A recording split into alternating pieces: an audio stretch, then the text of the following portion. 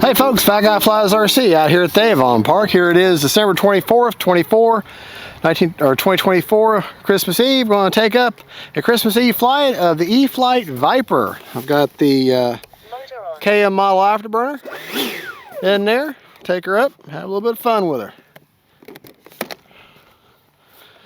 Timer set for 4 minutes.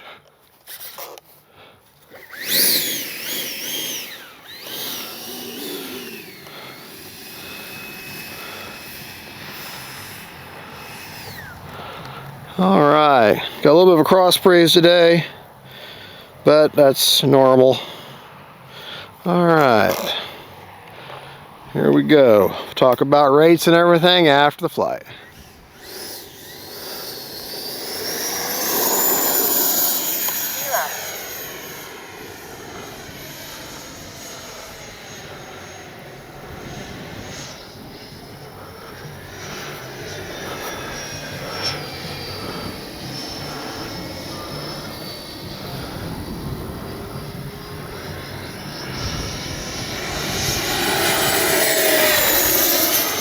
Take it out, spin it.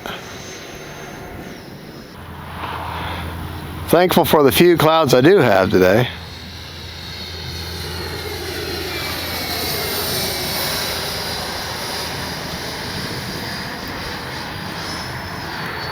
Gear down. Time remaining 3 minutes. Landing flaps.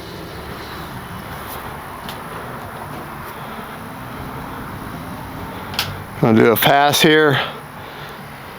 Flaps up. Dirty. Just showing my gears down.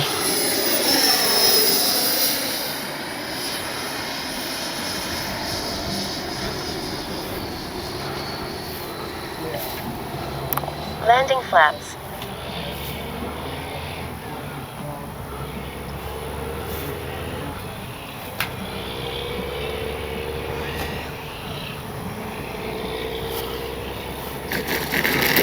Braking. Brakes off. Flaps All up. right. Even though I got enough of a headwind, she does carry some weight and some speed, so.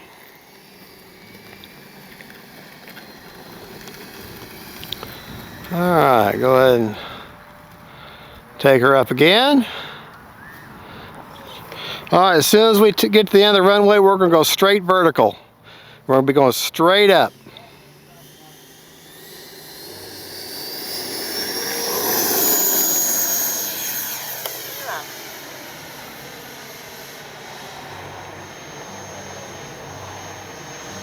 All right, that's more hot. That's, she can keep going, but I've already gone past my 400 feet, so you're not supposed to go beyond 400 feet, and I know that's over 400 feet, so. But she had more than enough power. She could have kept going.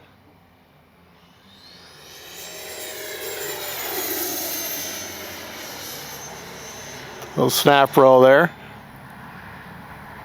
Gear down. Time remaining 2 minutes. Gear up. All right, gear is working fine.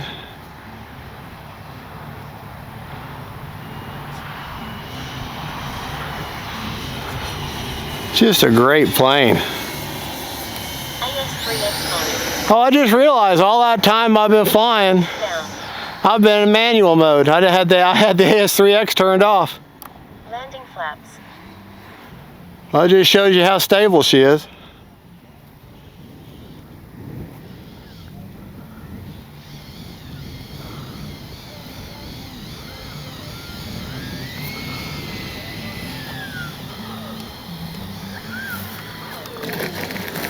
All right, gonna turn around here.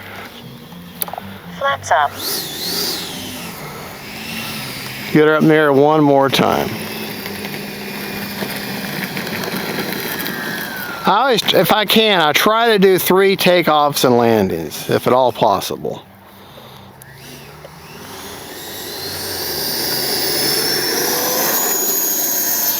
Gear up.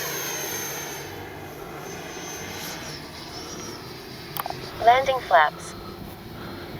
Yeah, that's something. The first couple of flights around, I was in manual mode, didn't even know it.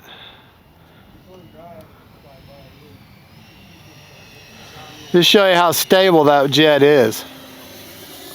Absolutely phenomenal. 1 minute. Flaps up, gear down.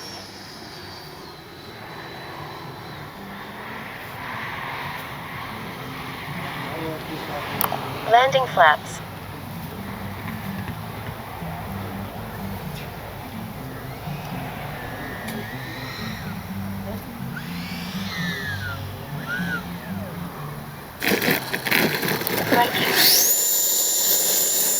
Brakes off. All right. Flaps up.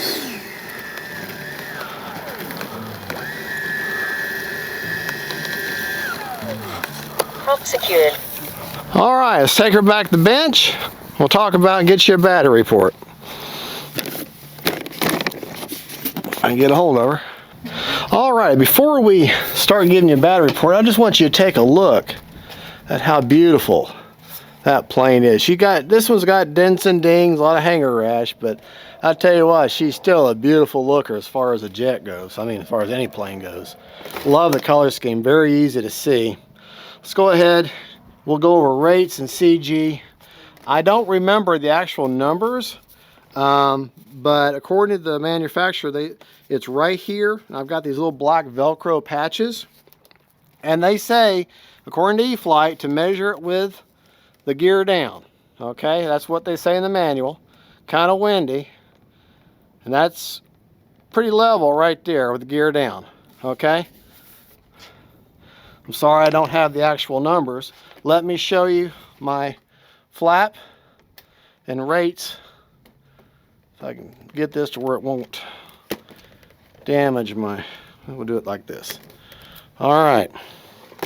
The rates that I flew in, you see the wingtips okay? Okay. All right, ailerons were 100% with 30% expo. Elevator, 100%, 30% expo. Rudder, 125 with 30% expo. Okay.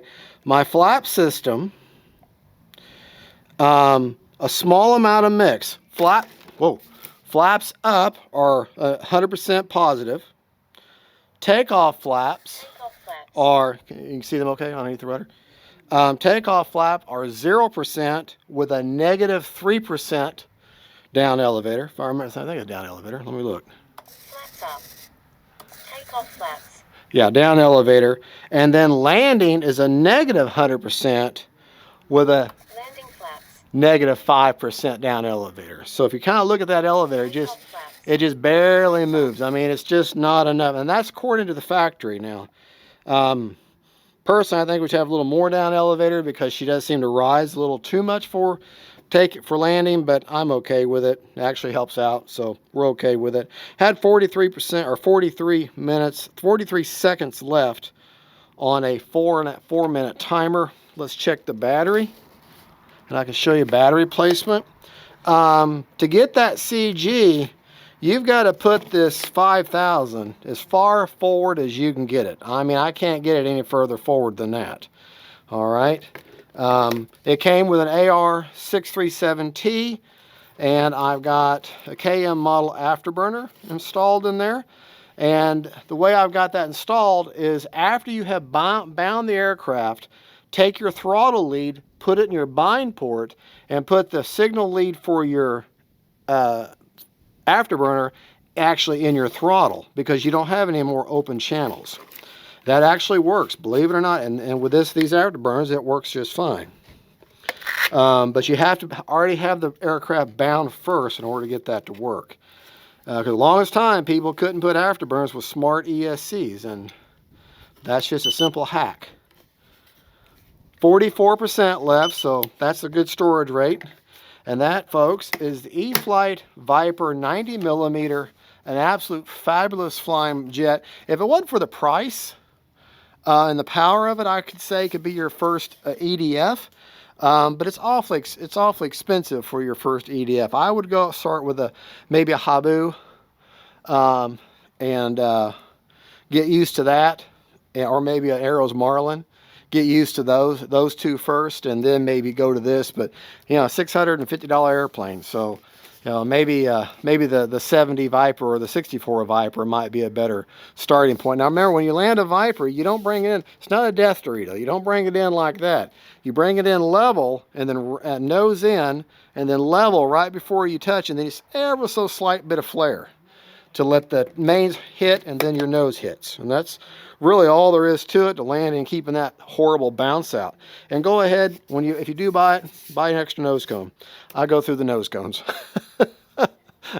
All right, folks. Well, thank you so much for watching. This is Fat Guy Flies RC saying God bless y'all. God bless my camera precious on the camera for me today. Y'all have a good Christmas, and don't forget, faith, family, and friends, God is good, and E-FLITE VIPER 90s. Bye-bye.